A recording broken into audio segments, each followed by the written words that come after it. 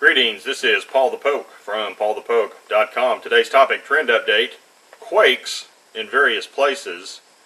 And this is the Salton Sea, Bombay Beach, California, September 28, 2016. Just to give you some landmarks here, cursor over here to the left is the Pacific Ocean. Here is the California-Mexico line, Arizona-Mexico line, Colorado River, Nevada-California state line. And right here is the Salton Sea, in and around this little red dot, which would indicate a new earthquake within the last hour. And the red line is the San Andreas Fault. Now there's a little break in the San Andreas Fault in Southern California, and the southern edge of that break is right here in the Salton Sea.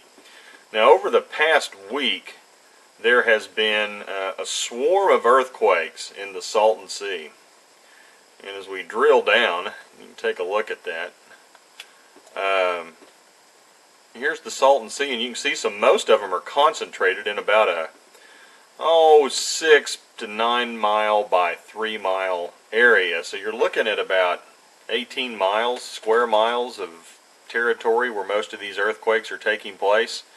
And right now it looks like there's been, in the last week, with the way this is set up, and this is from earthquake.usgs.gov, there has been approximately 275 earthquakes in this area in the last week. Now granted, most of them are less than 2.5 in magnitude, but one of the big issues is this earthquake swarm is located on the southern edge of the San Andreas Fault line.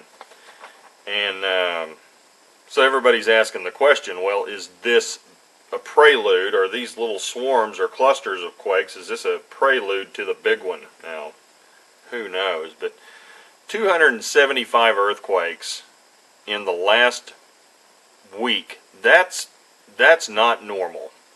And so as we back this out, and so now you can get a better look, this is Southern California. And now we get to the state of California. This is pretty much the western part of the United States. I mean, look at this. This is in the last week. So in the western part of the United States here, the United States, the USGS Seismic Society that checks all these earthquakes out, has registered 1,248 quakes in the last week.